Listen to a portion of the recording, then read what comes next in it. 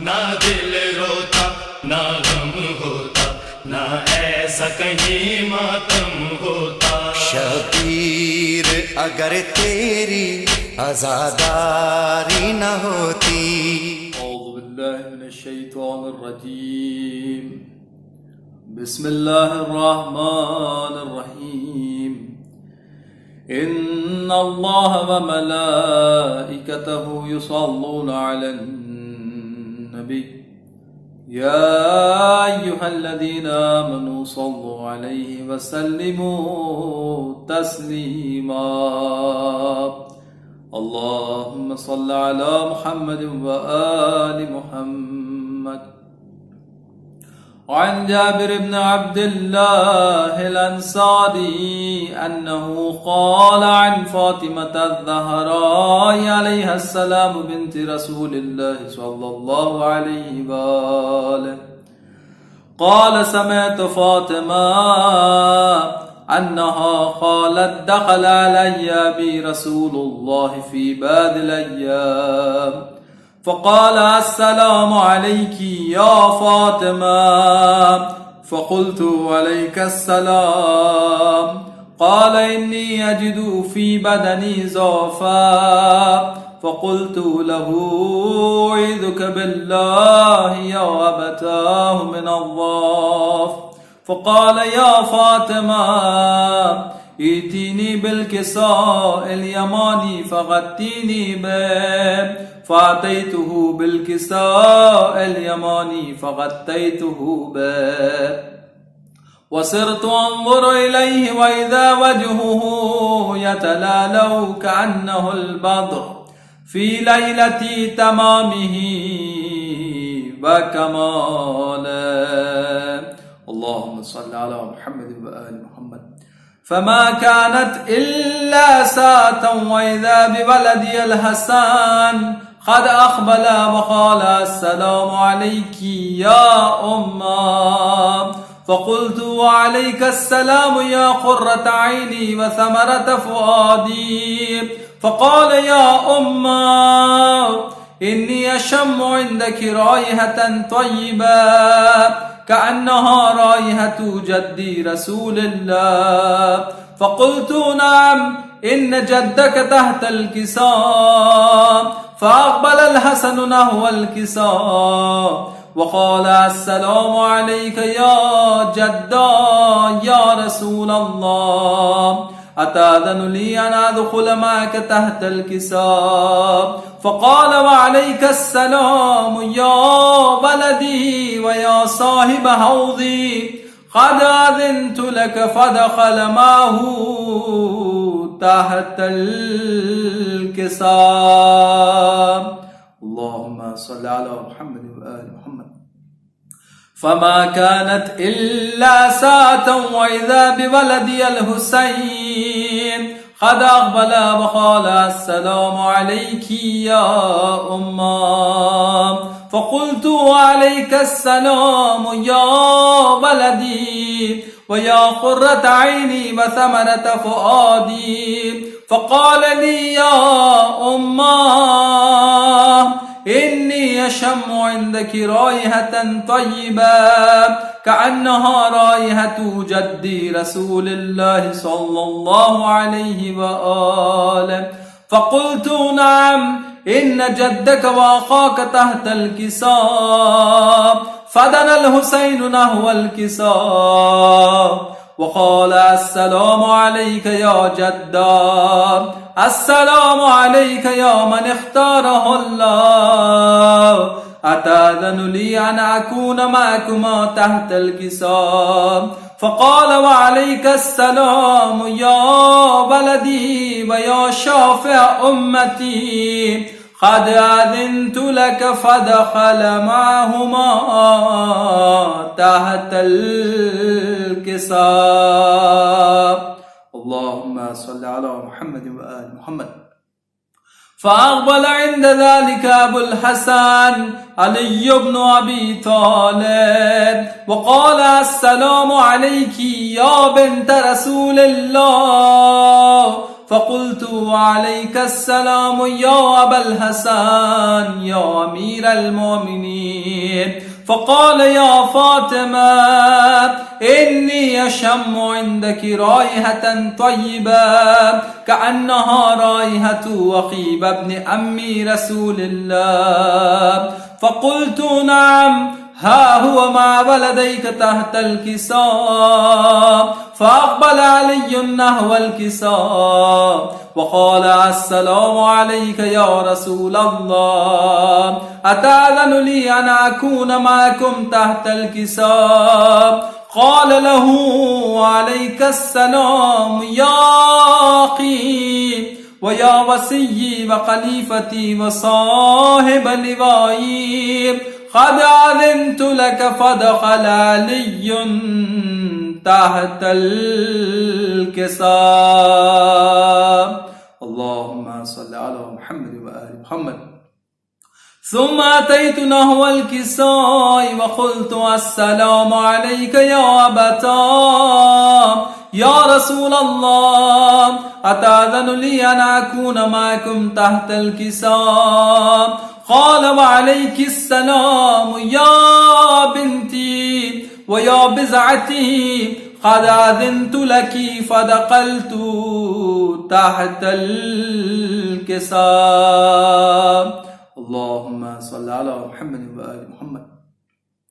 فلما اكتملنا جميعا تحت الكساء أخذ بي رسول الله بطرف الكساء وأومى بيده اليمنى إلى السماء وقال اللهم إن هؤلاء أهل بيتي وقاستي وحامتي، لحمهم لحمي ودمهم دمي، يؤلمني ما يؤلمهم ويحزنني ما يحزنهم. أنا حرب لمن حاربهم وسلم لمن سالمهم وعدو لمن آداهم ومحب لمن أحبهم.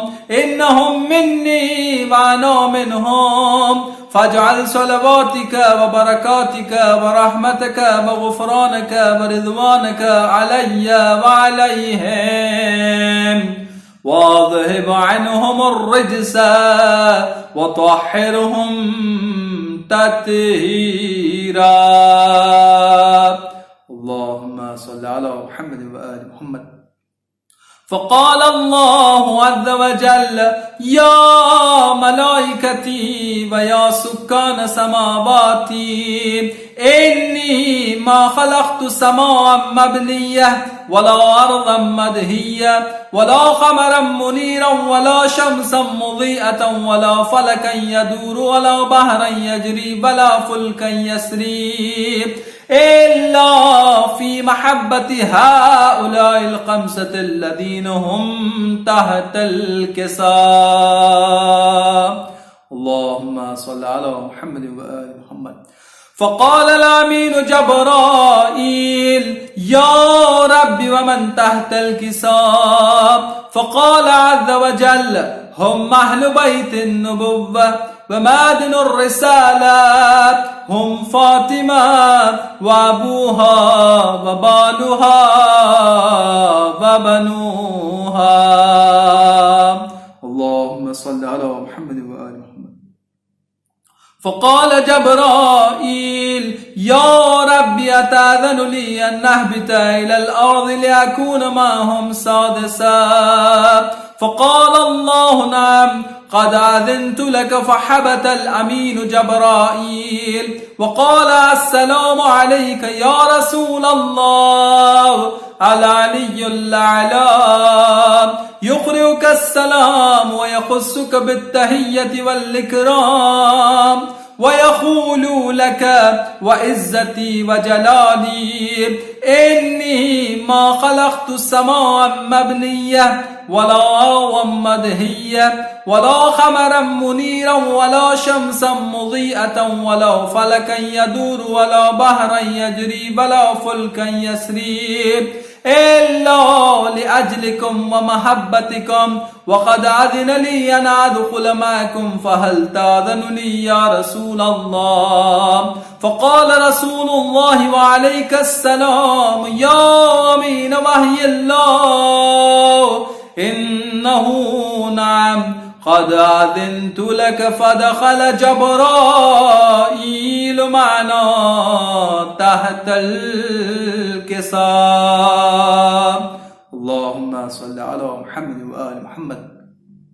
فقال لأبي إن الله قد أوحى إليكم يقول إنما يريد الله ليذهب عنكم الرجس أهل البيت ويطهركم تطهيرا.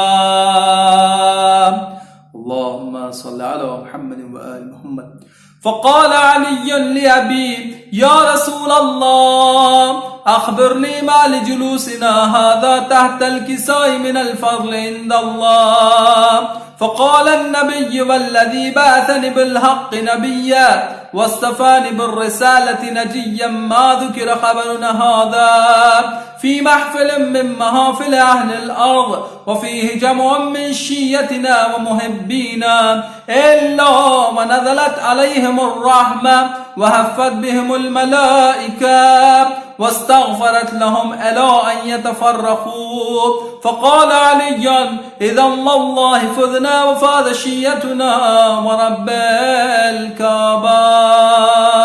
اللهم صل على محمد وآل محمد. فقال النبي ثانيا يا علي والذي بعثني بالحق نبيا واصطفاني بالرسالة نجيا ما ذكر قبرنا هذا في محفل من محافل أهل الأرض وفيه جمع من شيتنا ومحبينا وفيهم محموم إلا وفرج الله هما ولا مغموم إلا وكشف الله غما ولا طالب حاجة إلا وقضى الله حاجته. فقال علي إذا والله فذنا وسعدنا وكذلك شيتنا فاذوا وسعدوا في الدنيا والآخرة. اللهم صل على محمد وآل محمد. بسم الله الرحمن الرحيم. اللهم إني أسألك بحق محمد وأنت المحمود وبحق علي وأنت الأعلى وبحق فاطمة وأنت فاطر السماوات والأرض وبحق الحسن وأنت المحسن وبحق الحسين وأنت خديم الإحسان وبحق الأئمة التسعة الطاهرين من ذرية الحسين عليه السلام. اللهم صل على محمد وآل محمد وعجل. اللهم صل على محمد وآل محمد. وہ دیکھو پانی آ رہا ہے پرچم ہوا میں لہرا رہا ہے. وہ دیکھو پانی آ رہا ہے پرچم ہوا میں لہرا رہا ہے. وہ دیکھو پانی آ رہا ہے. دیکھو علم ہے دریا سے آتا اب نہ رہے گا کوئی بھی پیاسا. پرچم ہوا میں لہرا رہا ہے. وہ دیکھو پانی آ رہا ہے. بولی سکینہ نزدیک آؤ اے پیاسے بچوں کوزہ اٹھا لو. بابا چاچا کو گھر لا رہا ہے. وہ دیکھو پانی آ رہا ہے. پرچم ہوا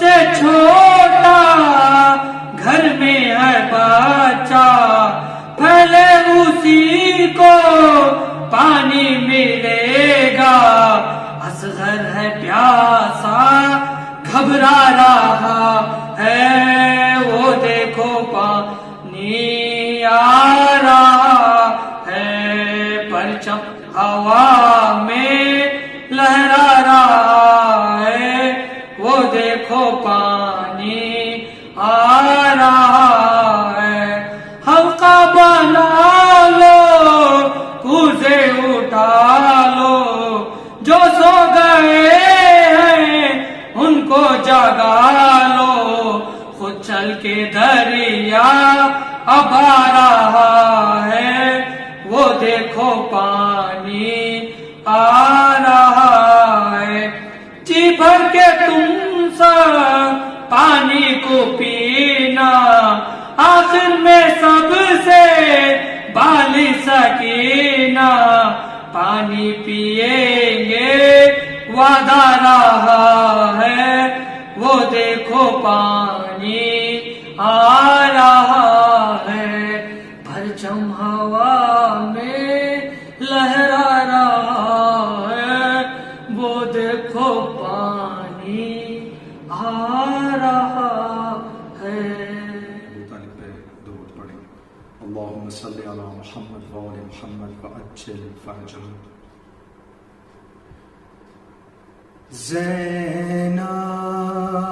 زینب سارے اریاں ہے عباس چلے آؤ زینب سارے اریاں ہے عباس چلے آؤ مختوم پریشان ہے مختوم پریشان ہے عباس چلے آؤ زینب سارے اریاں ہے عباس چلے آؤ خیام حسینی کو افواج نے گھیرا ہے خیام حسینی کو افواج نے گھیرا ہے گھر لٹنے کا امکان ہے گھر لٹنے کا امکان ہے عباس چلے آؤ زینب سارے اریاں ہے عباس چلے آؤ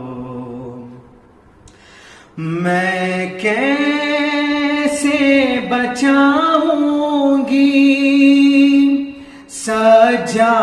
سجاد کو شعلوں سے میں کیسے بچاؤں گی سجاد کو شعلوں سے آ جاؤ تو احسان ہے آ جاؤ تو احسان ہے عباس چلے آؤ زینب سارے اریاں ہے عباس چلے آؤ معصومہ کے در چھینے میرے بھائی قاتل نے معصومہ کے در چھینے، میرے بھائی کے قاتل نے وہ خون میں غلطا ہے، وہ خون میں غلطا ہے، عباس چلے آؤ زینب سرے عریاں ہے، عباس چلے آؤ۔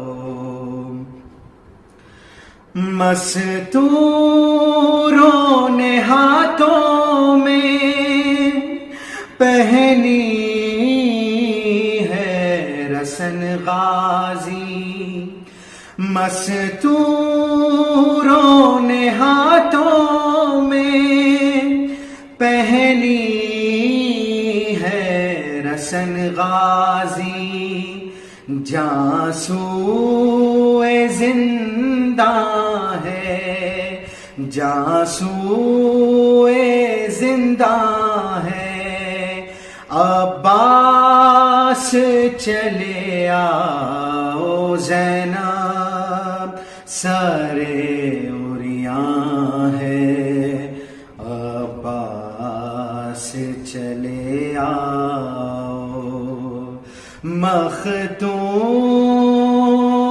مختومہ پریشان ہے، عباس چلے آؤ زینب پکاری رو کر، عباس تم کہاں ہوتے ہیں قاتل سرور،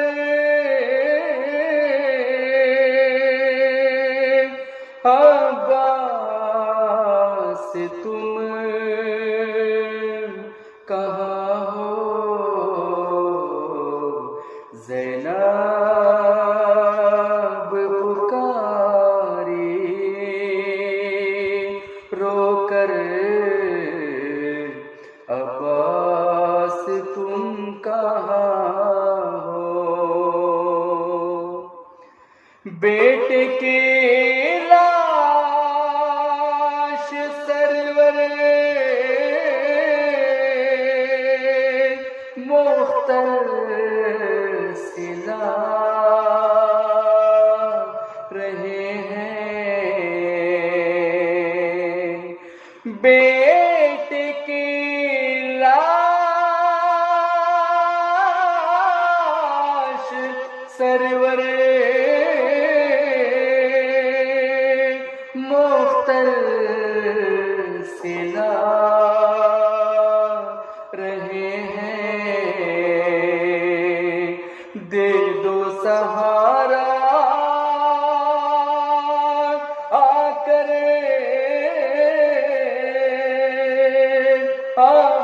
عباس تم کہاں ہو، زینب پکاری رو کر، عباس تم کہاں ہو، سب بیبیاں کھلے سر بیٹھی ہوئی زمین پر، سب بیبیاں کھلے سر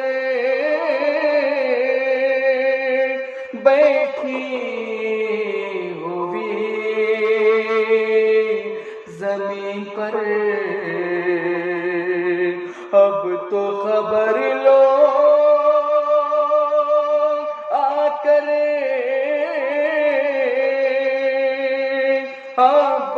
عباس تم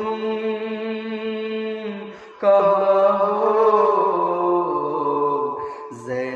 زینب پکاری رو کر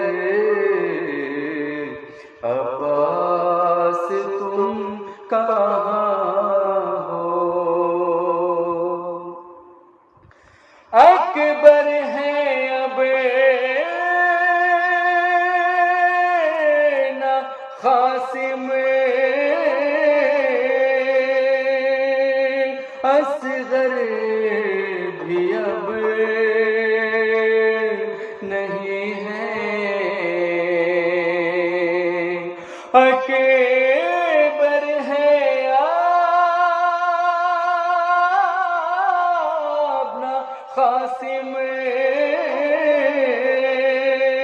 اصغر بھی اب نہیں ہے روتے ہیں سب تڑپ کر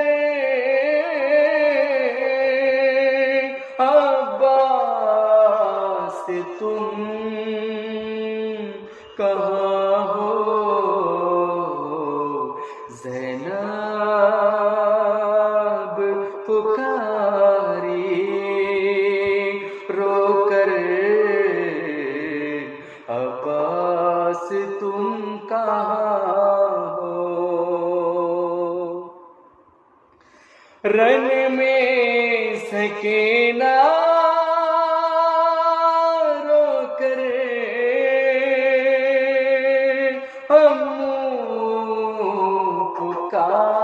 پکارتی ہیں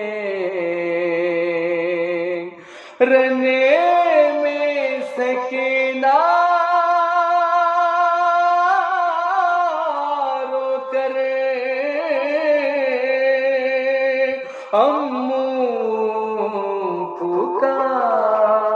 پکارتی ہیں ہر دے دو دلاسا آ کر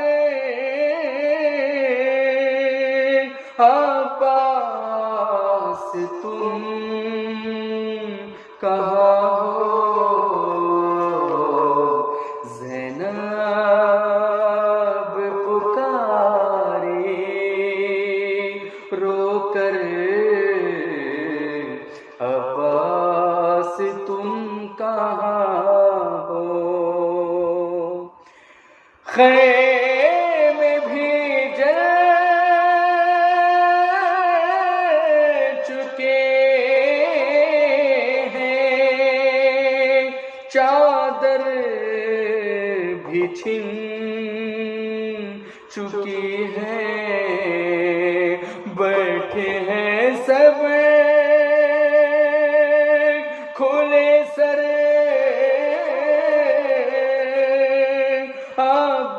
عباس تم کہاں ہو زینب پکاری رو کر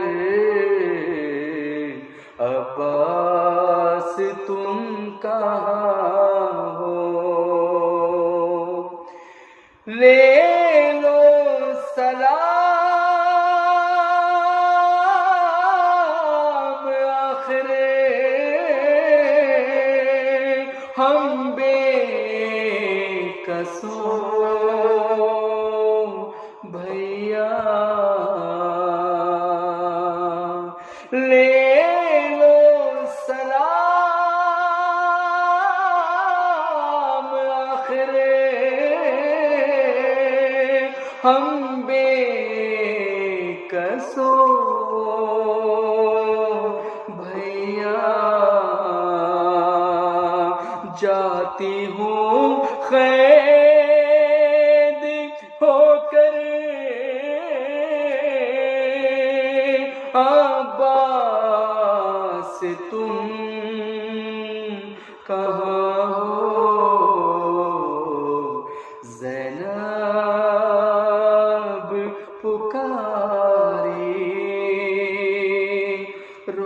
کر عباس تم کہاں ہو؟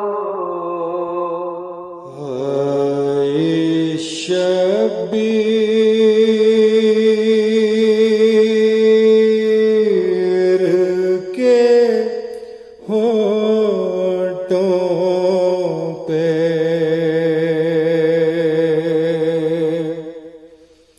دہائی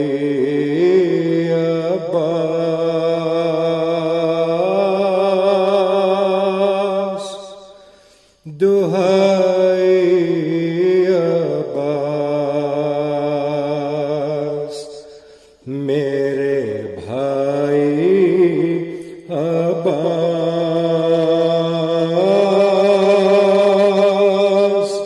میرے بھائی عباس، خاک صحرا میں چھپے چاند ستارے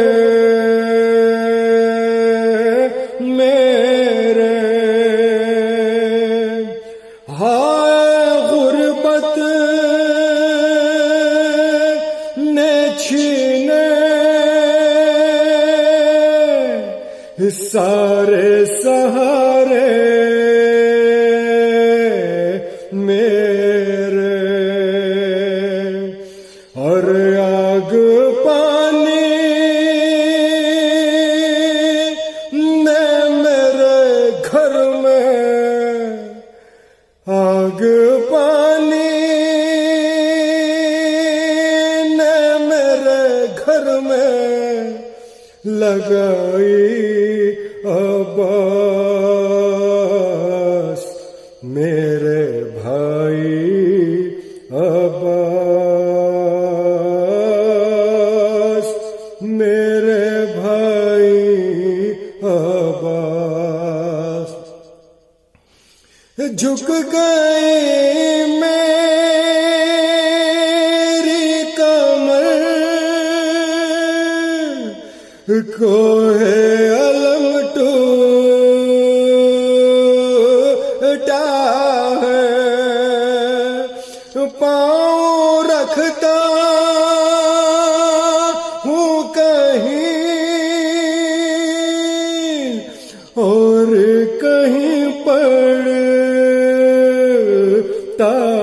ہے، میری آنکھوں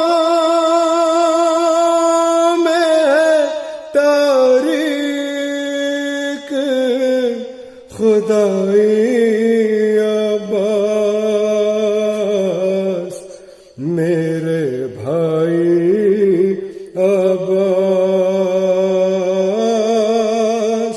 میرے بھائی عباس، چین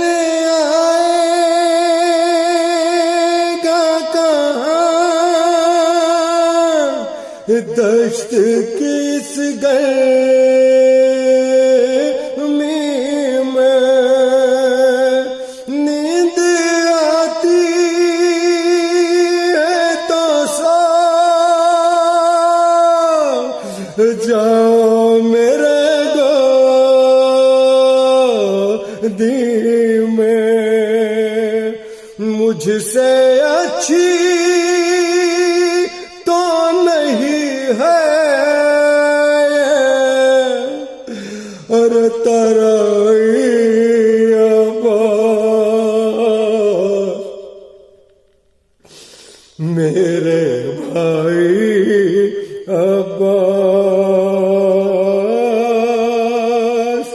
میرے بھائی عباس،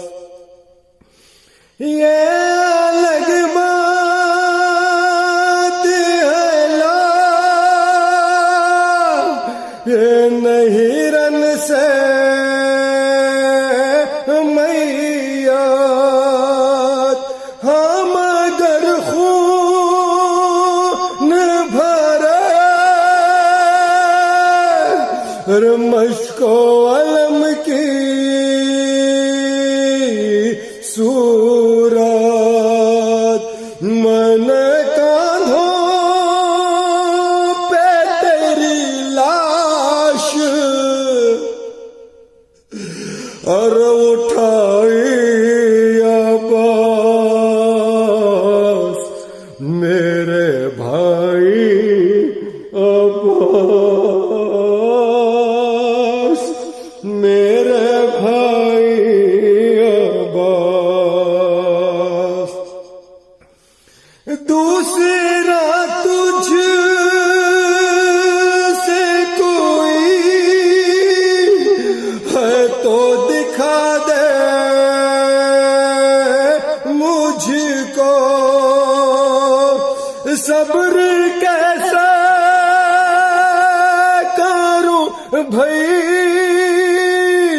یا بتا دے مجھ کو اور میری 32 برس کی ہے میری 32 برس کی ہے اور کمائی عباس میرے بھائی عباس میرے بھائی عباس میرے بھائی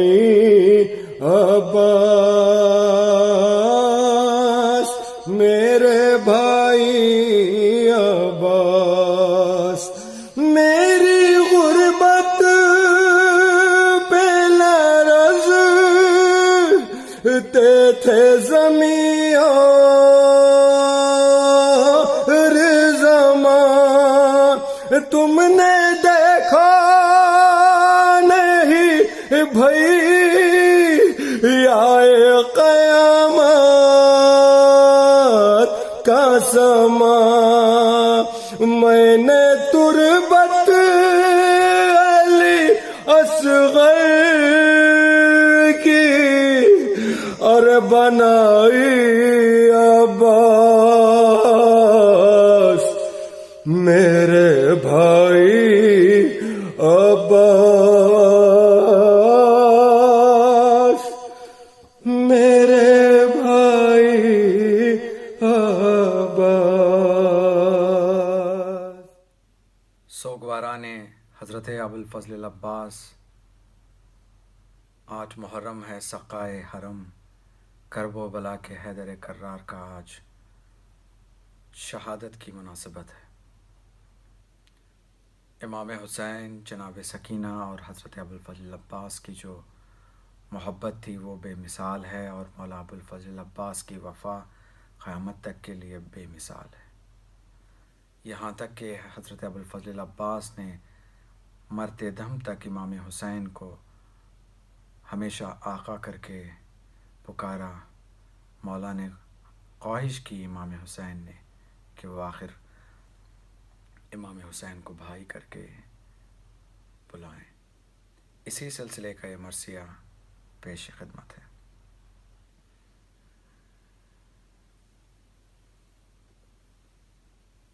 جب اذن پانی لانے کا عباس کو ملا بچوں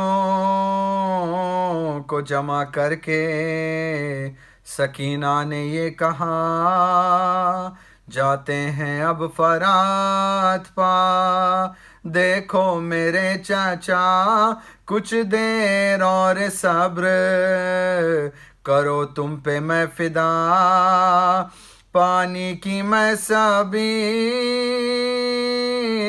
یہاں پر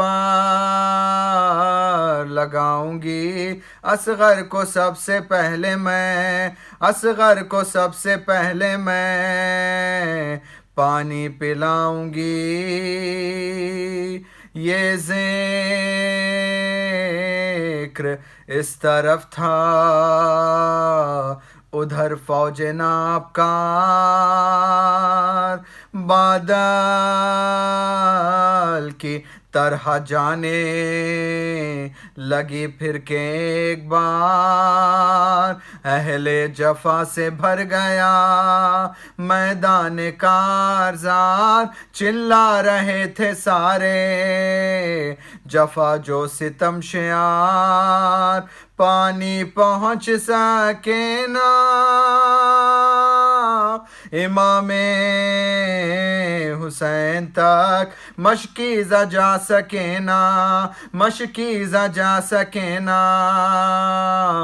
قیام حسین تک، ناگاہ ایک وار کمی گاہ سے ہوا، شانہ جری کا ہو کے جدا جسم سے گرا، کچھ دور اور آگے بڑھے تھے کہ آہا تیغ ستم سے دوسرا شانہ بھی کٹ گیا، دانتوں سے مشک تھام کے عباس رہ گئے دریا لہو کے جس میں، دریا لہو کے جس میں مبارک سے بہ گئے، ایسے میں ایک تیر لگا آ کے مشک پر، مشکیں سکینہ چھد گئی، تھرا گیا جگر، پانی کے ساتھ بہ گئے امید کے گوہر، جھک کر عالم نے گھوڑے کے باغوں میں دی خبر، سقائے اہل بیت کے شان قلم ہوئے بن بھائی کے جہان میں، بن بھائی کے جہان میں شاہ امم ہوئے اکبر کی سمت دیکھ کے بولے شہ خدا، ٹوٹی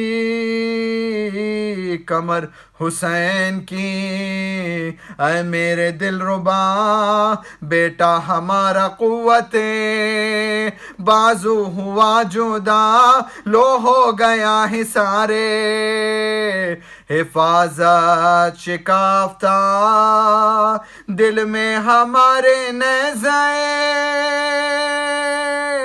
رنجو ملال ہے، بھائی کے غم میں بھائی کا، بھائی کے غم میں بھائی کا جینا ملال ہے، یہ کہہ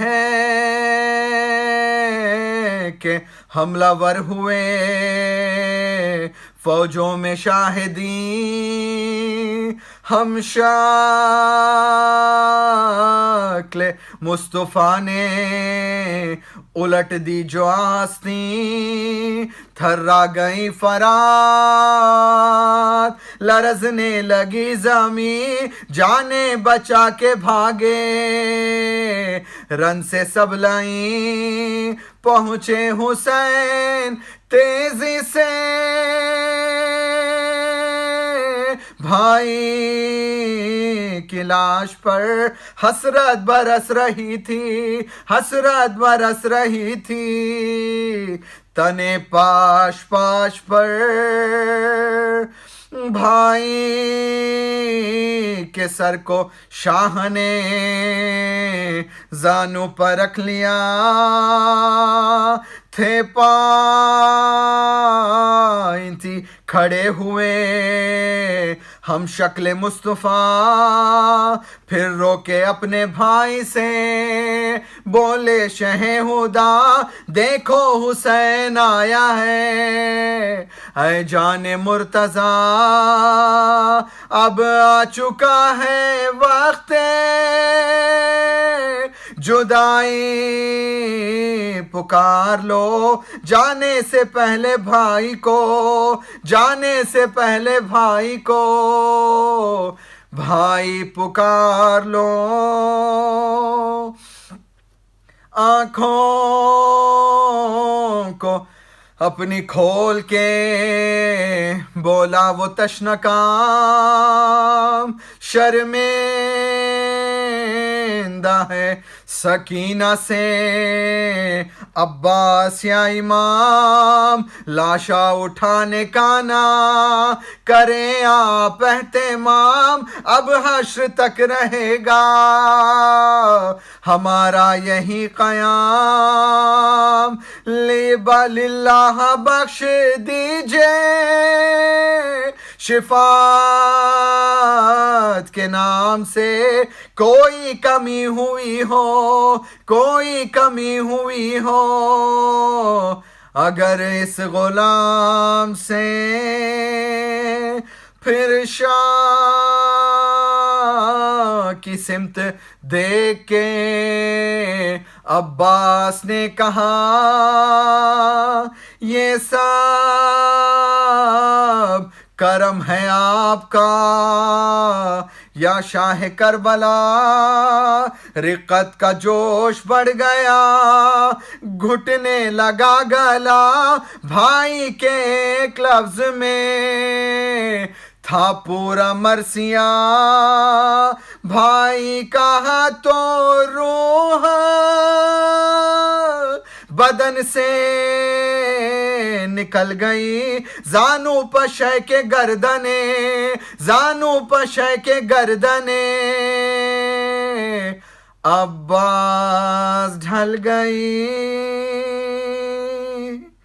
الا لعنت اللہ علی القوم الظالمین سیعلم الذین ظلموا ای منقلب ینقلبون انا للہ و انا الیہ راجعون لا حول ولا قوة إلا بالله العلي العظيم أعوذ بالله من الشيطان الرجيم بسم الله الرحمن الرحيم الحمد لله رب العالمين والصلاة والسلام على النبي الأمي القرشي هاشمی الابتہی التہامی مولانا و مولا الثقلین جد الحسن والحسین سیدنا ابی القاسم المصطفى محمد اللهم صل على محمد وعلى محمد وعجل فرجه وآلہ الطیبین الطاہرین المعصومین ولعنت اللہ علی اعدائہم وغاصبی حقوقہم اجمعین اما بعد فقد قال اللہ تبارک وتعالی فی القرآن الکریم اعوذ باللہ من الشیطان الرجیم بسم اللہ الرحمن الرحیم یثبت اللہ الذین آمنوا بالقول الثابت فی الحیاة الدنیا صلوات بھیجیں بر محمد و آل محمد. عزیزان گرامی، آج کی مجلس کے لیے کہ جو سرکار وفا باب الحوائج حضرت ابو الفضل عباس علیہ السلام سے منسوب ہے، میں نے سورہ مبارکہ ابراہیم کی آیت نمبر 27 کو اپنا عنوان قرار دیا ہے کہ جس میں ارشاد رب العزت ہو رہا ہے یثبت اللہ الذین آمنوا، جو لوگ ایمان لائے پروردگار انہیں ثابت قدم رکھتا ہے، بالقول الثابت یعنی انہیں ثابت قدم رکھتا ہے ان کی بات کے اوپر، ان کے قول کے اوپر، ان کے وعدے کے اوپر فی الحیات دنیا کی زندگی میں. چونکہ تذکرہ باب الحوائج کا کرنا ہے، سرکار وفا کا کرنا ہے، اگر ہم سرکار وفا کی شخصیت پر بات کریں تو بہرحال ایک طولانی موضوع ہے اور آپ کی شخصیت کے مختلف پہلو ہیں. یہ اور بات ہے کہ ہمارے درمیان ان کی شخصیت کا صرف اور صرف ایک ہی پہلو زیادہ اجاگر ہوا ہے اور وہ ہے ان کی شجاعت. جبکہ آپ کے پاس شجاعت سے پہلے فقاہت ہے، آپ فقیہ ہیں اپنے وقت کے، آپ کے اندر بصیرت ہے شجاعت کے ساتھ ساتھ، اور پھر آپ کے اندر وفا ہے، عہد و پیمان پر قائم رہنا یہ آپ کی واضح صفت ہے اور بارز صفت ہے. آپ کی سب سے مشہور صفت آپ کی وفاداری ہے، اور انہی صفات میں سے ایک صفت جو ہے وہ ہے آپ کا ثابت قدم رہنا، اپنے مقصد پر ثابت قدم رہنا، اپنی بات پر قائم رہنا. یہ ایک ایسی صفت ہے میرے عزیزوں کی، اس سے بہت سارے دوسرے اچھے صفات پیدا ہوتے ہیں. یعنی ہیومن ویلیوز کے لیے ایک سورس ہے. یہ ایک ایسی ٹریٹ ہے کہ جس کو آپ کہہ سکتے ہیں کہ یہ ایک بنیادی صفت ہے، ایک پرائمری ٹریٹ ہے. ثابت قدم رہنا، ثبات قدم کی یہ بہت ہی اچھی صفت ہے. آپ دیکھتے ہیں اور آپ نے دیکھا ہوگا کہ بعض لوگ ایک اچھی شروعات تو کرتے ہیں لیکن اختتام ان کا اچھا نہیں ہوتا، انجام ان کا اچھا نہیں ہوتا. شروعات میں ان کے اندر ایک انرجی ہوتی ہے، ایک جذبہ ہوتا ہے، ایک جوش ہوتا ہے، ایک ولولہ ہوتا ہے، لیکن اس کے بعد دھیرے دھیرے وہ جوش و ولولہ و جذبہ ٹھنڈا ہوتا چلا جاتا ہے، کم ہوتا چلا جاتا ہے، اور یہاں تک کہ پھر انجام ان کا جو ہے وہ مطلوب نہیں ہوتا جیسا ہونا چاہیے. بلکہ بعض اوقات پازیٹیو جو انیشیٹو لیا جاتا ہے اور ایک شروعات کی جاتی ہے، کبھی کبھی اس کا انجام نگیٹو بھی ہو جاتا ہے. یہ بھی سب آپ کے پیش نظر ہوگا. اس طرح کی بہت سی مثالیں آپ کے ذہنوں میں ہوں گی میرے عزیزوں. میں تاریخ کی روشنی میں چند مثالیں آپ کی خدمت میں پیش کرنا چاہتا ہوں کہ جنہوں نے ایک اچھی شروعات کی، ایک اچھا اسٹیپ لیا، انیشیٹو لیا، لیکن اس کو آخر تک نہیں پہنچایا، اس کو اچھے انجام تک نہیں پہنچایا. وجہ کیا ہے؟ وجہ یہ ہے کہ وہ ثابت قدم نہیں تھے، وہ اپنی بات پر ڈٹے نہیں، ان کے اندر ثبات قدم نہیں پایا گیا.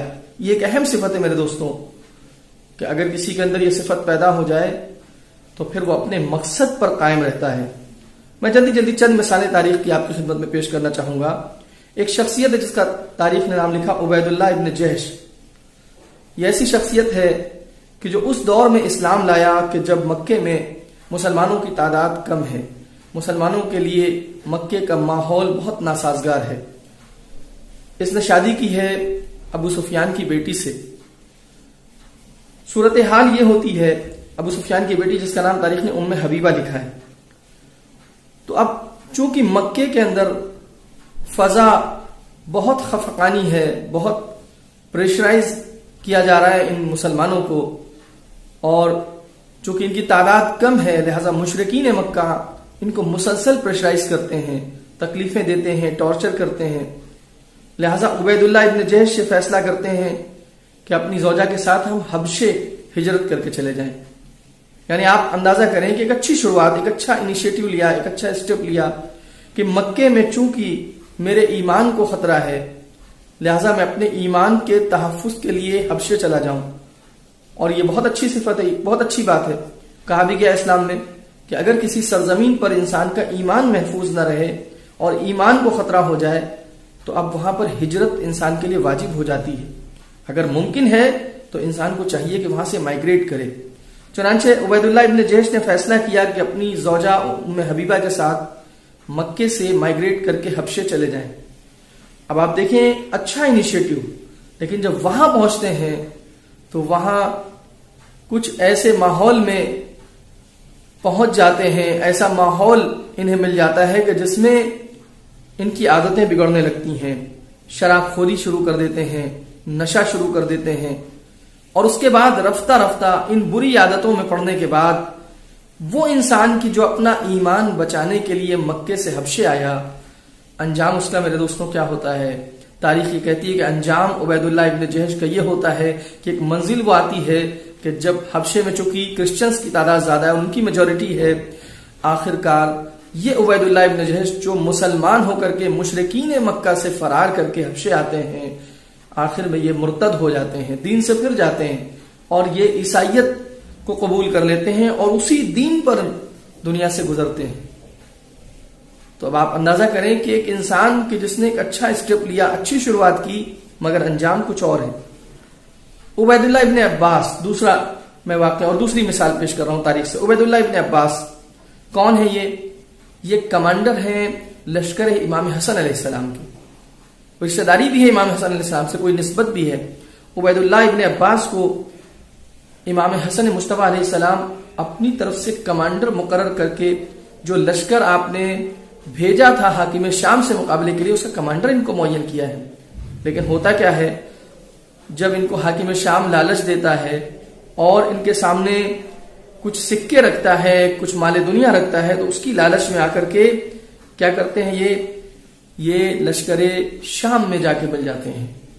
لشکر امام حسن مصطفیٰ علیہ السلام کو چھوڑ کے اس طرف چلے گئے۔ اب آپ اندازہ کریں، ایک انسان جو شروعات اچھی کر رہا ہے، امام وقت کے لشکر کا کمانڈر بن کے جا رہا ہے، وہ دشمن کے ہاتھوں بک جاتا ہے۔ کیوں؟ ثابت قدم نہیں ہے، ثبات قدم نہیں پایا جاتا۔ تیسری مثال تاریخ سے میں آپ کی خدمت میں پیش کروں گا، تیسری شخصیت عبید اللہ ابن حر جوفی۔ یہ کون شخص ہے؟ یہ بھی ایسا ہی شخص ہے کہ جو دنیا کی لالچ رکھتا ہے، چنانچہ خود یہ بیان کرتا ہے کہ مجھے بھولتا نہیں وہ موقع کہ جب امام حسین علیہ السلام میرے خیمے کے سامنے آئے تھے اور ان کے بچے ان کے اطراف میں تھے، اور امام حسین علیہ السلام نے مجھ سے پیشکش کی تھی اور میرے سامنے پیشکش رکھی تھی کہ عبید اللہ، تمہارا ماضی اچھا نہیں ہے، تمہارے اوپر بہت گناہوں کا بوجھ ہے، آؤ میری نصرت کرو، آؤ میری مدد کرو تاکہ کامیاب ہو جاؤ۔ لیکن یہ شخص نہیں آتا ہے امام حسین السلام کے ساتھ۔ ایک چوتھی مثال تاریخ سے آپ کی خدمت میں پیش کروں، حسان ابن ثابت شاعر ہے، مشہور شاعر ہے عرب کا، موقع غدیر پر موجود ہے، یہاں تک کہ اس نے موقع غدیر پر شعر و شاعری بھی کی ہے۔ رسول اکرم صلی اللہ علیہ وآلہ وسلم سے اجازت لے کر کے اس نے قصیدہ کہا ہے مولا کی شان میں، واقع غدیر کو اس میں بیان کیا۔ لیکن بعد میں جب اس کو بلایا جاتا ہے کہ آؤ غدیر کا دفاع کرو، ولایت امیر المؤمنین کا دفاع کرو، آ کر کے گواہی دو کہ تم غدیر کے موقع پر تھے، اور غدیر کے موقع پر کس کو رسول اکرم نے اپنا خلیفہ معین کیا تھا، تو اب یہ شخص مکر جاتا ہے۔ آپ دیکھ رہے ہیں ایک انسان اچھا کام کرتا ہے، دیکھیے کسی کا ماضی جو ہے وہ معیار نہیں میرے دوستوں، ہمیشہ لوگوں کا حال معیار ہوتا ہے، کسی کا پاسٹ معیار نہیں ہوتا، اس کا پریزنٹ معیار ہوتا ہے۔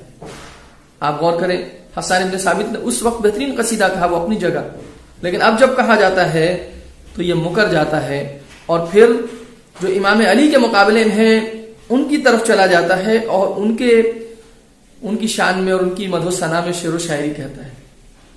آپ غور کریں، آپ یہاں سے اندازہ کریں میرے عزیزوں اور میرے دوستوں کہ میں نے 3-4 مثالیں آپ کی خدمت میں اس وقت پیش کی۔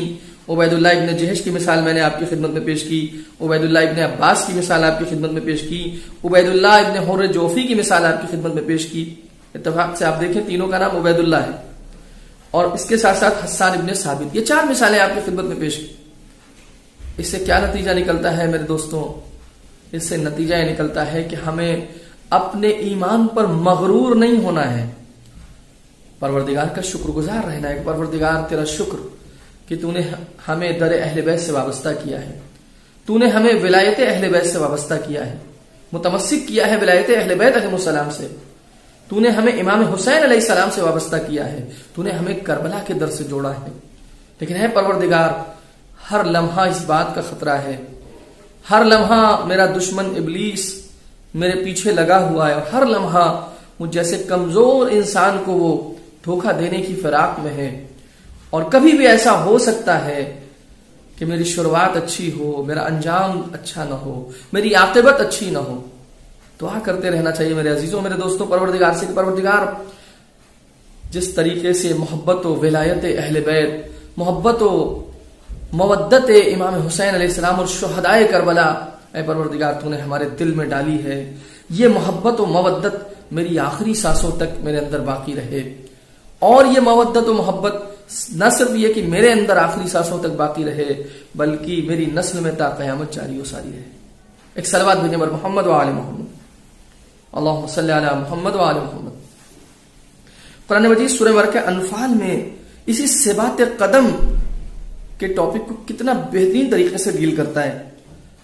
جنگ بدر کی بات ہو رہی ہے اور جنگ بدر کا حوالہ دیا جا رہا ہے کہ جس میں قرآن مجید ارشاد فرماتا ہے اعوذ باللہ من الشیطان الرجیم اذ یوحی ربک الی الملائکۃ انی معکم وثبتوا الذین آمنوا۔ پروردگار وہ موقع یاد کرو کہ جب تمہارے پروردگار نے ملائکہ کے اوپر وحی کی کہ انی معکم، کہ میں تمہارے ساتھ ہوں، فثبتوا الذین آمنوا، اے فرشتوں میں تمہارے ساتھ ہوں، تمہارے پیچھے میں ہوں، لیکن اب تمہارا کام یہ ہے کہ جاؤ اور میدان بدر میں جا کے جو مومنین ہیں ان کو ثابت قدم رکھو، ان کے دل کو مضبوط کر دو کہ وہ اپنے قول پر ڈٹے رہیں، اپنے ایمان پر ثابت قدم رہیں۔ ارشاد ہوا اذ یوحی ربک الی الملائکۃ انی معکم فثبتوا الذین آمنوا سألقی فی قلوب الذین کفروا الرعب۔ تو اس کے بعد میں عنقریب جو کافر ہیں ان کے دلوں میں ایک روب پیدا کر دوں گا، ایک روب ڈال دوں گا ان کے دلوں میں۔ یہ مومن اگر ثابت قدم رہے، آپ دیکھیں جنگ بدر میں کتنے مسلمان ہیں، 313 مسلمان ہیں، لیکن اگر یہ 313 ثابت قدم رہ جائیں تو پروردگار ان کے ذریعے سے دشمنان اسلام کے دل میں ایک روب بٹھا دے گا، ان کا ایک دبدبہ بٹھا دے گا دشمنان اسلام کے دل۔ اس کا مطلب تعداد معیار نہیں ہے میرے عزیزوں، اگر مومن ہے انسان اور ثابت قدم ہے راہ پروردگار پہ تو پھر یہاں تعداد معیار نہیں ہوتی، پروردگار انتظام کرتا ہے اور دشمن کے مقابلے میں اس کا روب و دبدبہ بٹھا دیا کرتا ہے۔ لہذا پروردگار فرماتا ہے اذا لقیتم فئۃ فاثبتوا، جب دشمن گروہ سے تمہارا آمنا سامنا اور اس سے ملاقات کرو، فاثبتوا، تو تم ثابت قدم رہنا، ڈٹے رہنا، فاثبتوا واذکروا اللہ کثیرا، ثابت قدم رہو اور اللہ کو زیادہ سے زیادہ یاد کرو۔ اور جب کوئی ثابت قدم رہتا ہے تو پھر پروردگار اس کا نتیجہ یہ دیتا ہے کہ اسے کامیابی سے ہمکنار کر دیتا ہے۔ اور تھے ایسے اصحاب، تھے ایسے افراد کہ جو ثابت قدم رہنے والوں میں سے تھے۔ ابو دجانہ آتے ہیں خدمت سرکار رسالت مآب میں اور آ کر کے عرض کرتے ہیں یا رسول اللہ الی این افر، اے رسول اللہ میں کہاں فرار کر کے جاؤں، مال کے پاس جاؤں، مال کے لیے فرار کروں کہ فنا ہو جانے والا ہے، اپنی زوجہ اور اپنے خانوادے کے پاس جاؤں کہ ایک دن موت انہیں بھی آ کر نگل لے گی، کہاں چلا جاؤں، گھر بار کی طرف چلا جاؤں، ظواہر دنیا کی طرف چلا جاؤں، یہ سب ایک دن خراب ہو جائیں گے، مٹ جائیں گے، میں آپ کو چھوڑ کے کہاں چلا جاؤں۔ آپ دیکھیں یہی ہے اذا لقیتم فئۃ فاثبتوا۔ جو جناب طالوت کا لشکر تھا بنی اسرائیل میں کہ جو جالوت کے مقابلے میں گیا، اس نے بھی مالک سے کیا دعا کی، ربنا افرغ علینا صبرا وثبت اقدامنا وانصرنا علی القوم الکافرین، اے پروردگار ہمیں صبر عطا کر دے، ہمیں ثبات قدم عطا کر دے اور کافروں کے مقابلے میں ہماری مدد فرما۔ یہی ہماری ہمیشہ دعا ہونی چاہیے میرے دوستوں، یہ دعا ہمیشہ کی دعا ہے کہ پروردگار ہمیں صبر دے، ہمیں ثبات قدم عطا فرما اور ہمیں کافروں کے مقابلے میں مضبوط کر دے اور ان کے مقابلے میں ہماری مدد فرما۔ سورہ اسراء میں ہم دیکھتے ہیں پروردگار عالم اپنے حبیب سے فرماتا ہے لولا ان ثبتناک، اگر ہم نے آپ کو ثابت قدم نہ کیا ہوتا، یہ سب کچھ عنایت پروردگار ہے۔ اللہ اپنے حبیب سے ارشاد فرمانا ہے اے میرے حبیب اگر ہم نے آپ کو ثابت قدم نہ کیا ہوتا تو شاید آپ ادھر مائل ہو جاتے، کچھ دیر کے لیے آپ کفار کی طرف، مشرکین کی طرف مائل ہو جاتے، لیکن چونکہ ہم نے آپ کو ثابت قدم کر دیا، ہم نے آپ کو ثبات قدم عطا کر دیا، لہٰذا آپ ہرگز ان کی طرف مائل نہ ہوں گے۔ یعنی آپ دیکھیں ثبات قدم ایک نعمت ہے جو پروردگار جسے چاہتا ہے اسے عطا کرتا ہے، پروردگار مومنین کو یہ نعمت عطا کرتا ہے۔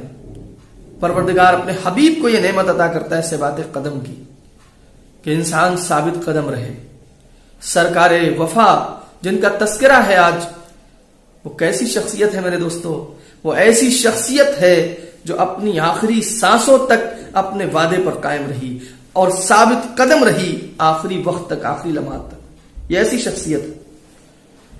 سورہ ابراہیم میں جہاں پر کلمہ طیبہ کی مثال پروردگار دیتا ہے، مثلا کلمۃ طیبۃ کشجرۃ طیبہ، کلمہ طیبہ کی مثال شجرہ طیبہ کی طرح ہے، اصلھا ثابت وفرعھا فی السماء۔ یہاں پر بھی پروردگار ثبات کی بات کر رہا ہے کہ یہ جو شجرہ طیبہ ہے، اس کا ریشہ، اس کی جڑ، اس کی روٹ ثابت ہے، وفرعھا فی السماء، اور اس کی شاخیں آسمان تک پھیلی ہوئی ہیں۔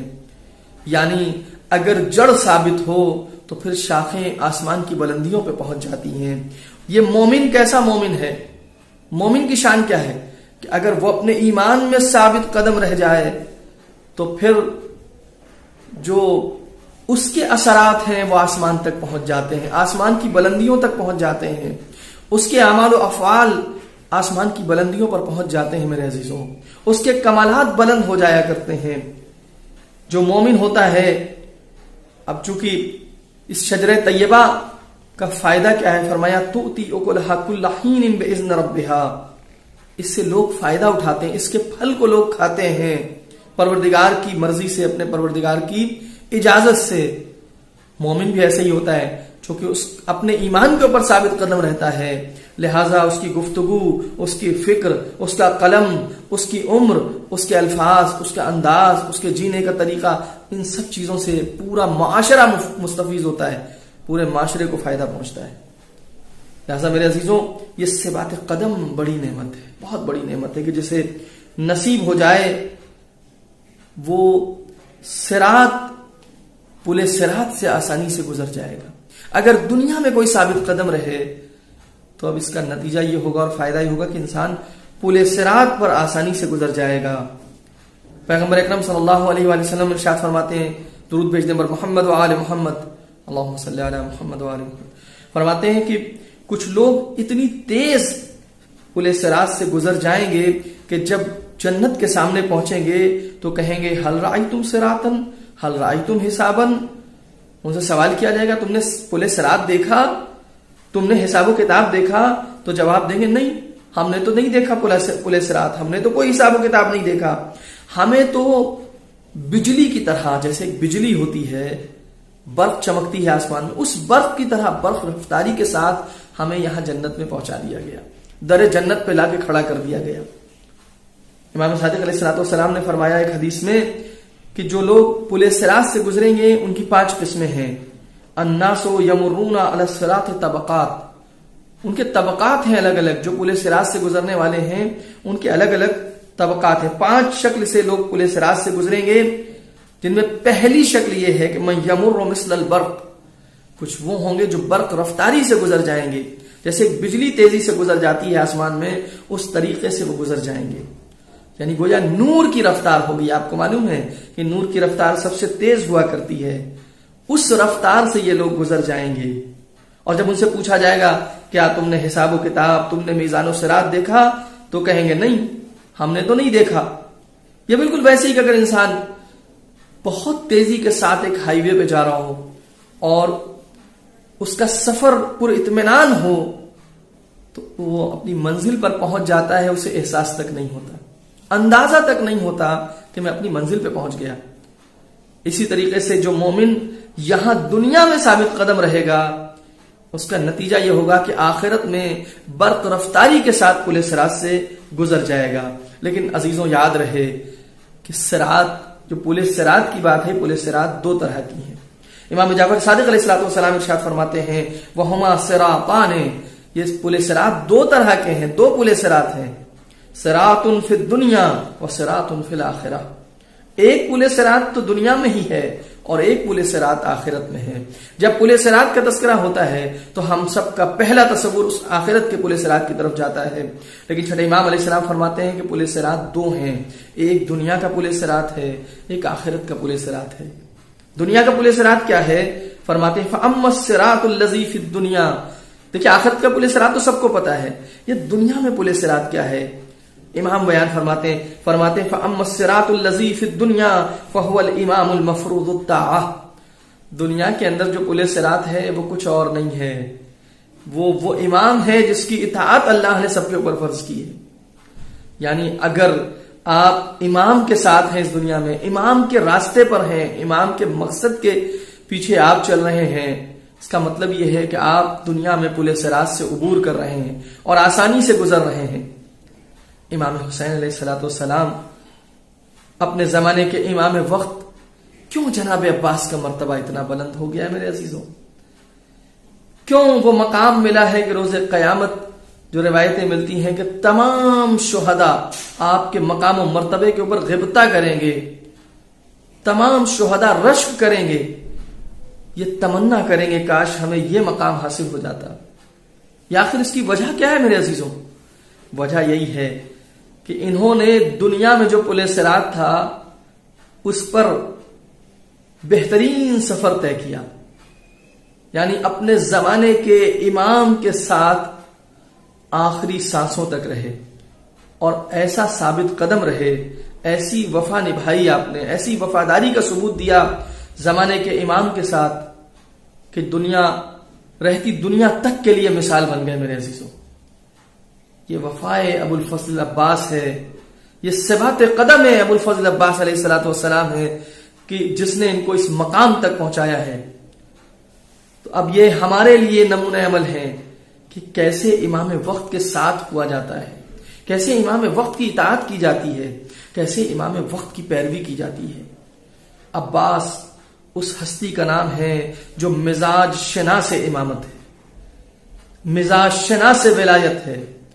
بعض اوقات جو کم معرفت افراد ہیں، میں سمجھتا ہوں کہ شاید غفلت و نادانی میں مولا ابو الفضل عباس علیہ الصلوۃ والسلام کی شان میں شاید یہ توہین کر جاتے ہیں کہ اگر وہ اس طرح سے گفتگو کریں کہ گویا کہ کسی موقع پر امام حسین موجود ہوں اور جناب عباس کسی مسئلے پر جلال میں آ جائیں، غیظ میں آ جائیں، غضب میں آ جائیں.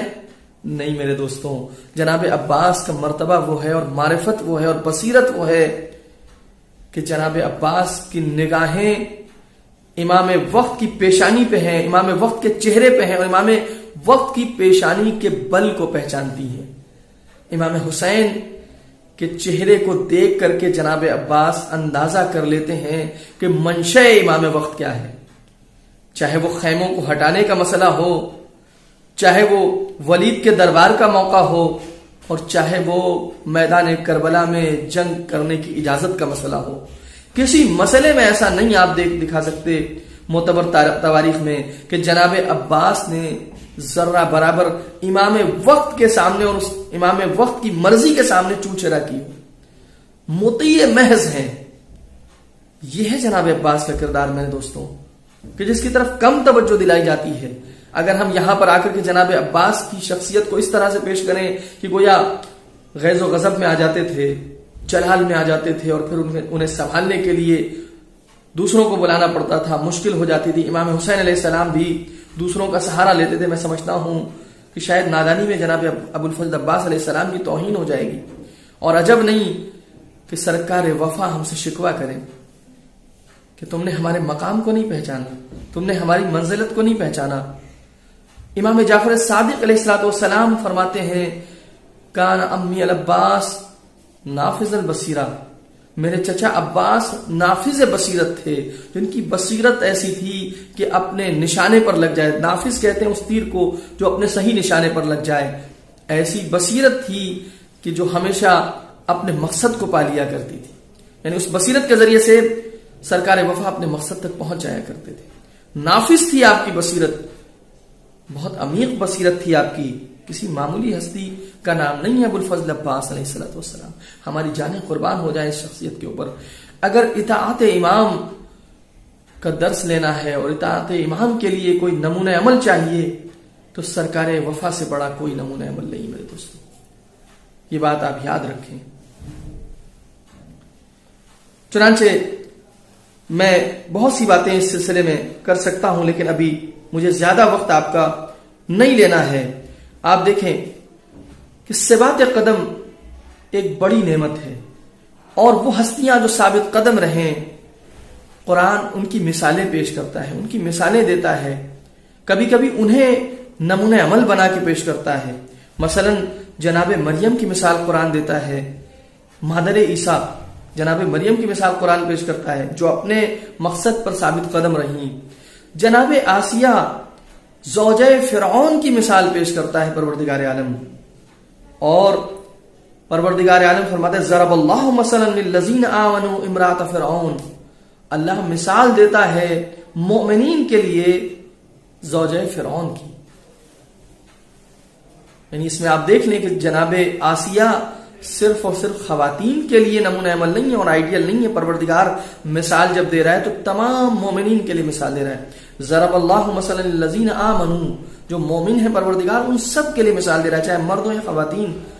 یعنی آپ دیکھیں ایک وہ عام سی خاتون کہ جو ایک ایسے انسان کی زوجہ ہے جو خدائی کا دعویٰ کرنے والا ہے اور اس کے دربار میں رہنے والی اور اس کے زیر شکنجہ زندگی گزارنے والی، اپنے ایمان کو چھپا کر محفوظ رکھنے والی خاتون، ثابت قدم رہنے والی اپنے ایمان کے اوپر، مرتبہ یہاں پہنچ جاتا ہے کہ پروردگار تمام مومنین کے لیے اسے مثال کے طور پہ پیش کرتا ہے، نمونہ عمل کے طور پہ پیش کرتا ہے، اور فرماتا ہے کہ یاد کرو اس موقع کو، اس قالت رب ابن لی عندک بیتا فی الجنہ، یاد کرو کہ آسیہ نے ایک خواہش کی تھی مجھ سے، اے پروردگار تو مجھے اپنے پاس جنت میں ایک گھر بنا دے، اے اللہ اپنے پاس جنت میں میرا ایک گھر بنا دے.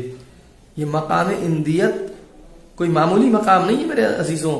یہ جو جناب آسیہ درخواست کر رہی ہیں عندکا، اپنے نزدیک، یہ نہیں کہہ رہی ہیں، دیکھیں کتنی بامعرفت خاتون ہیں، یہ نہیں فرماتی ہیں، یہ نہیں عرض کرتی ہیں مالک کی بارگاہ میں کہ رب ابن لی بیتن فی الجنہ، جنت میں گھر بنا دے. عندکا مقام اندیت حاصل کرنا چاہتی ہیں. یہ مقام اندیت جو جنت میں ہے یہ بہت بڑا مقام ہے، عالی مقام ہے، یہ قرب خاص کا مقام ہے. امام حسین السلام کے لیے کیا فرماتا ہے پروردگار سورہ مرکہ فجر میں، اعوذ باللہ من الشیطان الرجیم، یا ایتھا النفس المطمئنہ ارجعی الی ربک راضیۃ مرضیہ فادخلی فی عبادی وادخلی جنتی. اے نفس مطمئنہ پلٹا اپنے پروردگار کی طرف کہ تو اس سے راضی ہو گیا اور وہ تجھ سے راضی ہو گیا. فادخلی فی عبادی، میرے بندوں میں داخل ہو جا، وادخلی جنتی، اور میری جنت میں آ جا، میری جنت میں داخل ہو جا. یہ جو میری جنت ہے پروردگار جب اپنی طرف نسبت دے دے تو یہ جنت خاص ہے، خاص مقام ہے، مقام اندیت. کہ قرآن مجید ارشاد فرماتا ہے وما عندکم ینفد وما عند اللہ باق، جو تمہارے پاس ہے وہ ختم ہو جانے والا ہے، فنا ہو جانے والا ہے، لیکن جو پروردگار کے پاس ہے وہ باقی رہنے والا ہے. جسے مقام اندیت نصیب ہو جائے وہ ہمیشہ باقی رہ جاتا ہے. آج کیوں تذکرہ امام حسین علیہ السلام زندہ ہے، کیوں ذکر سید الشہداء باقی ہے؟ اس لیے کہ مقام اندیت کو حاصل کر لیا، اس مقام تک پہنچ گئے. تو میرے عزیزوں یہ بہت اہم ہے کہ انسان ثابت قدم رہے اور اپنی بات کو نبھائے، اپنے وعدے کو پورا کرے، اور جو اس نے عہد و پیمان کیا ہو کسی سے اس پر آخر وقت تک باقی رہے. کربلا کے شہیدوں میں ایک شخصیت کا تذکرہ ملتا ہے، عمر ابن قرظہ. روز عاشوراء امام حسین السلام سے اجازت لیتے ہیں، میدان میں آتے ہیں، رجس خوانی کرتے ہیں، جنگ کرتے ہیں، اور پھر آخر کار ایک موقع وہ آتا ہے کہ چہرے پر اور سینے کے اوپر تیر لگتے ہیں آ کر کے، اور اپنے صورت و سینے کو سپر قرار دیتے ہیں امام حسین السلام کی کہ کوئی تیر امام حسین علیہ السلام کے نہ لگنے پائے. یہاں تک کہ جسم زخموں سے چور ہوتا ہے، اور جب اپنے خون میں غلطاں ہوتے ہیں اور غوطے لگا رہے ہوتے ہیں تو خدا کا حسین جب بالی پہ پہنچتے ہیں اور فرماتے ہیں کوئی خواہش تو نہیں ہے، کوئی آرزو تو نہیں. آپ دیکھیں کربلا کے شہداء کیا مقام ہے ان کا، کیا ان کی معرفت ہے، کیا ان کی بصیرت ہے. عمر ابن قرظہ کے جب بالی پہ امام حسین آ کر کے سوال کرتے ہیں کوئی خواہش اور کوئی تمنا تو نہیں ہے وقت آخر، تو کیا عرض کیا مولا کی بارگاہ میں، یبن رسول اللہ اوفیتو، اے فرزند رسول کیا میں نے اپنے وعدے کو پورا کر دیا؟ شب عاشور ہم سب نے وعدہ کیا تھا نا کہ ہم آپ کے اوپر کوئی آنچ نہیں آنے دیں گے، کیا ہم نے اپنے وعدے کو وفا کر دیا؟ کربلا والے وہ ہیں جو ثابت قدم رہیں اپنے وعدے کے اوپر، اپنی بات کے اوپر، اپنے قول کے اوپر قائم رہیں. اور ان میں سب سے بڑی شخصیت کون سی ہے؟ سب سے بڑی شخصیت سرکار وفا کی ہے کہ جو اپنے وعدے پر قائم رہی ہے۔ میرے عزیزوں، ہم زیارت عاشورہ میں مالک سے کیا دعا کرتے ہیں؟ یہی تو دعا کرتے ہیں، ثبت لی قدم صدق، پروردگار مجھے ثابت قدم رکھ، قدم صدق، سچ کے ساتھ یعنی سچائی کے ساتھ جو قدم اٹھے اس میں مجھے ثابت قدم رکھ۔ زیارت جامع کبیرہ میں ہم اس طرح سے زیارت پڑھتے ہیں، فثبتنی اللہ ابدا ما حییت علی موالاتکم، پروردگار جب تک میں زندہ رہوں، جب تک میری حیات باقی رہے، پروردگار مجھے آپ کی ولایت پر ثابت قدم رکھے۔ یہ ثبات قدم میرے عزیزوں بڑی نعمت ہے، بہت بڑی نعمت ہے۔ ابو الفضل عباس اس شخصیت کا نام ہے جو ثابت قدم تھی، اپنے وعدے کو وقت آخر تک نبھایا ہے جنہوں نے۔ جب مولانا ابو الفضل عباس کی ولادت ہوتی ہے تو تاریخ لکھتی ہے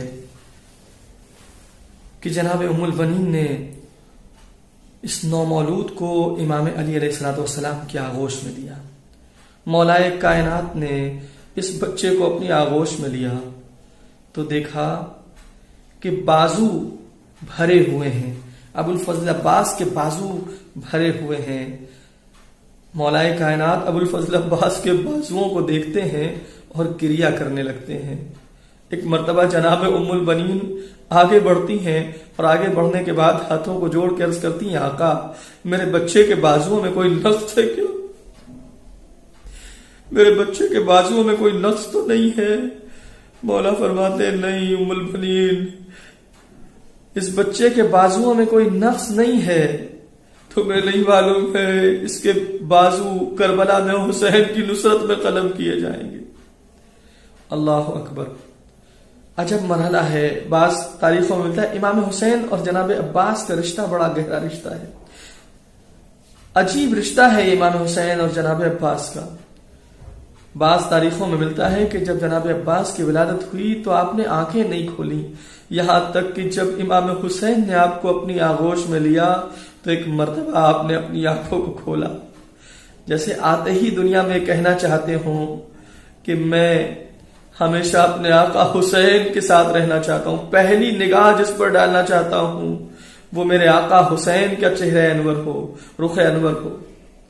عزادارو، امام حسین علیہ الصلوۃ والسلام نے نام بھی تجویز کیا ہے، جیسا کہ بعض تاریخوں میں ملتا ہے۔ جناب عباس اور امام حسین کا رشتہ بڑا عجیب ہے۔ جناب ام البنین کی تربیت پہ بھی جانے قربان ہو جائیں، کیسی تربیت کی ہے اپنے اسلال کی، ایسی تربیت کی ہے اپنے اسلال کی کہ ہمیشہ ابو الفضل عباس کو یہ بتایا، ابو الفضل عباس تمہیں معلوم ہے کہ میں فاطمہ کے بچوں کی کنیز ہوں اور تم بھی حسین کے غلام ہو، دیکھو کبھی حسین کو اپنا بھائی نہ کہہ کے پکارنا، حسین کو ہمیشہ اپنا آقا کہہ کر کے خطاب کرنا، آقا کہہ کر کے ان سے گزارش کرنا۔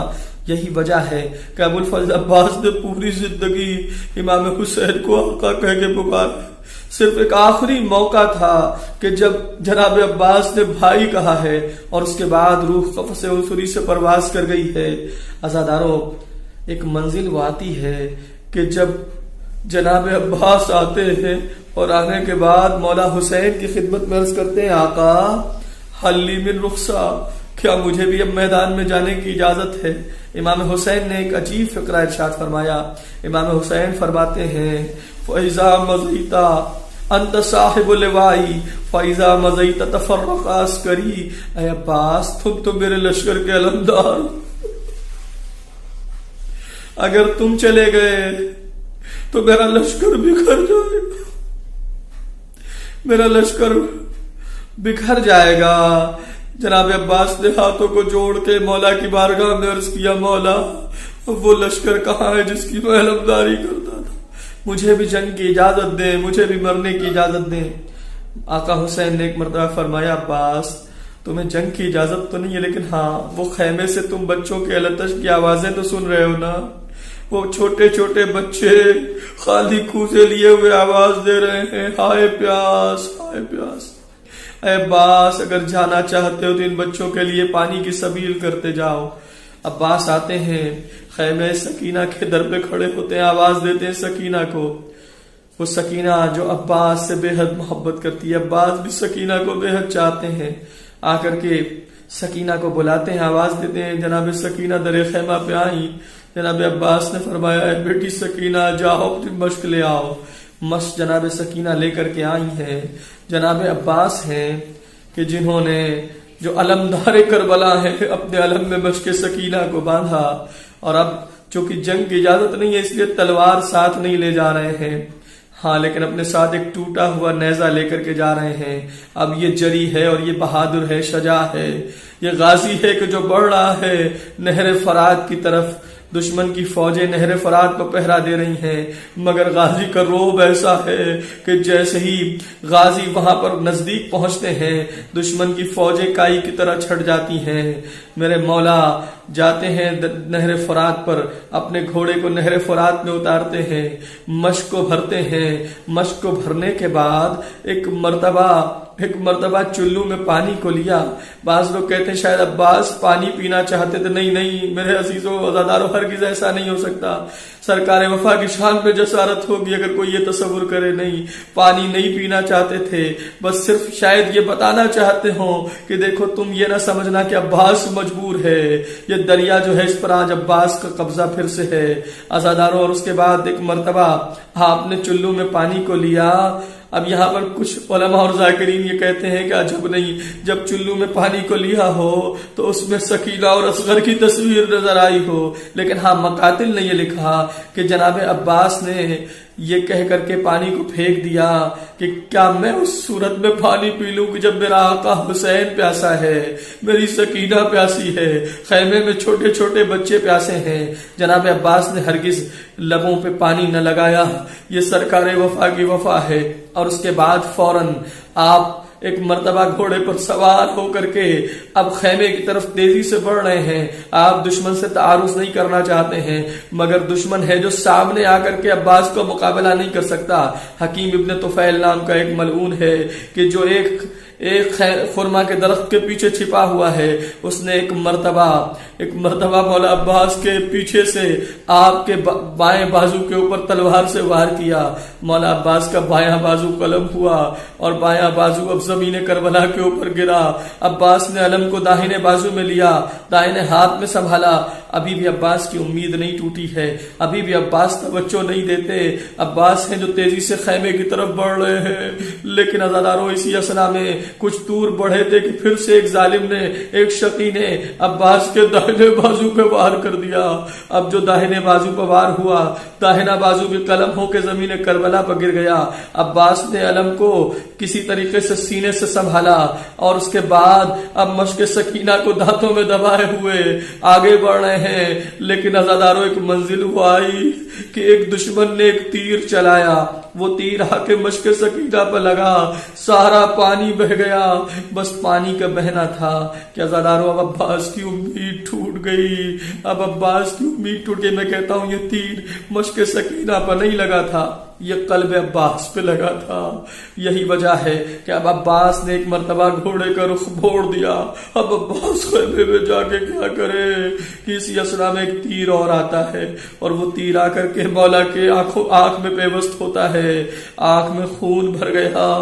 ایک مرتبہ مولا نے اپنے آپ کو، اپنے سر کو جھکایا۔ آپ عزاداروں یہاں پہ تھوڑی دیر کے لیے رک کے تصور کریں، اگر ہمارے اور آپ کے آنکھ میں ذرا سا بھی کوئی تنکا چلا جائے، کوئی خس و خاشاک چلا جائے، تو سب سے پہلے ہمارا کون سا اس مدد کے لیے بڑھتا ہے؟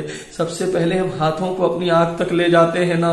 لیکن ہائے رے، یہ عباس کیا کرے کہ جس کے دونوں ہاتھ قلم ہو چکے ہیں۔ ایک مرتبہ اپنے سر کو جھکایا، سر کو جھکانے کے بعد مولا چاہتے ہیں آنکھ سے تیر کو اپنے زانوؤں کے سہارے سے نکالے کہ اسی اسنا میں ایک عجیب ظلم ہوا۔ ایک شخصی ایک گرز آہنی لے کر کے آگے بڑھتا ہے، فرت عباس پہ گرز آہنی لگا۔ اب جو گرز آہنی کا لگنا ہے، ارے یہ فرزند زہرا اب ذہن پر سنبھل نہ سکا، ذہن سے زمین پہ آنے کی منزل ہے۔